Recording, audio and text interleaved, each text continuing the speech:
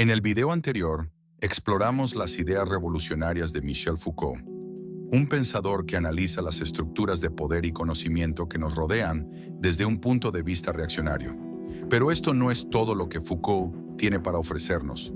Hoy vamos a llevar su filosofía un paso más allá, adentrándonos en cómo estas ideas impactan directamente en nuestras vidas cotidianas, desde nuestras relaciones más íntimas hasta nuestra participación en la esfera pública.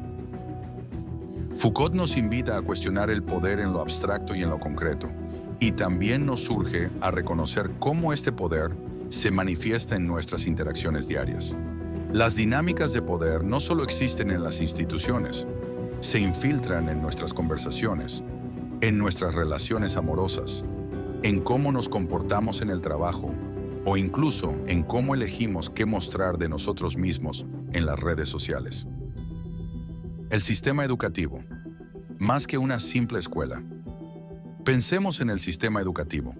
Desde pequeños somos formados en un ambiente que parece centrado en el aprendizaje, pero que en realidad está profundamente orientado hacia la disciplina y el control. En las escuelas, los estudiantes, además de aprender matemáticas o historia, también internalizan reglas de comportamiento, actitudes de obediencia y una aceptación casi automática de la autoridad.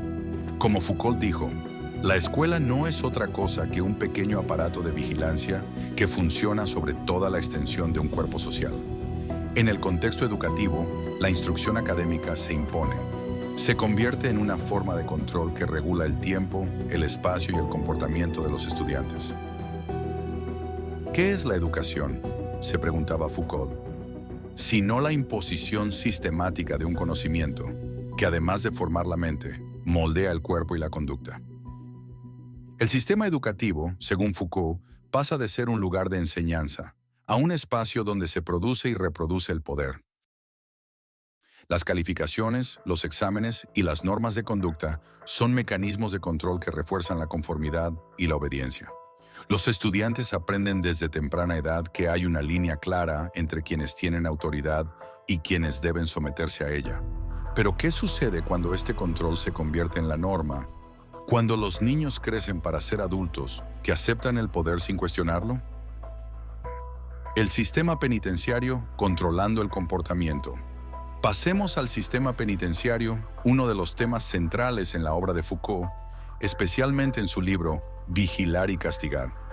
En este trabajo, Foucault nos muestra cómo las prisiones dejan de ser lugares para castigar a los infractores y reformarlos, a ser laboratorios de poder, donde se ensayan y perfeccionan técnicas de control que luego se aplican a toda la sociedad. El castigo no es más que una función del control social general, escribe Foucault, evidenciando cómo las prisiones buscan hacer que las relaciones de poder sean más estables y eficaces. La arquitectura de la prisión panóptica, donde un solo guardia puede observar a todos los prisioneros sin ser visto, se convierte en una metáfora del control social moderno. Esta vigilancia constante, aunque invisible, disciplina a los prisioneros y, por extensión, a todos nosotros. ¿Acaso no vivimos en un mundo donde la vigilancia es omnipresente? Desde las cámaras de seguridad hasta las huellas digitales que dejamos en Internet. El sistema de salud. Controlando el cuerpo. El sistema de salud es otro ámbito donde las ideas de Foucault son extremadamente relevantes.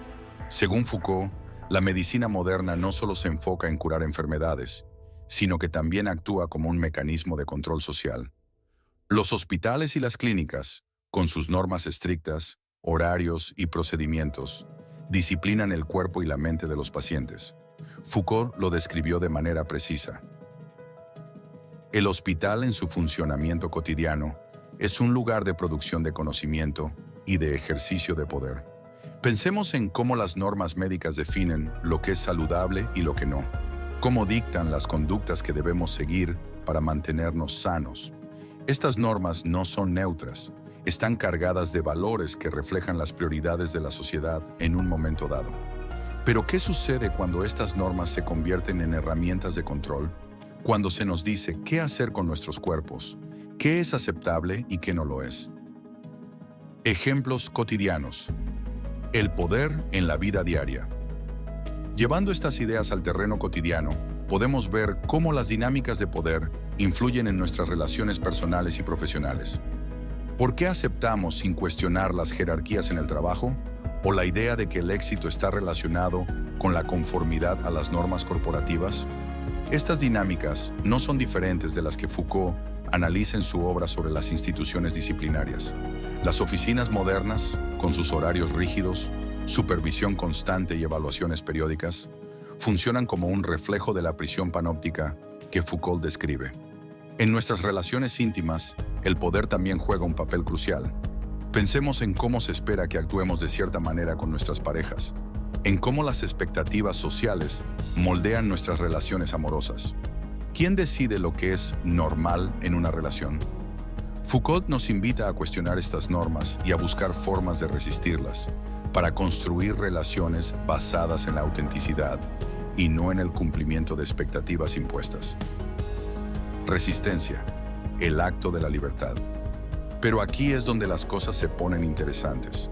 Foucault también nos dice que donde hay poder, hay resistencia. Entonces, ¿cómo podemos resistir estas formas sutiles de control y ejercer nuestra autonomía? La respuesta de Foucault no es simple, pero sí poderosa.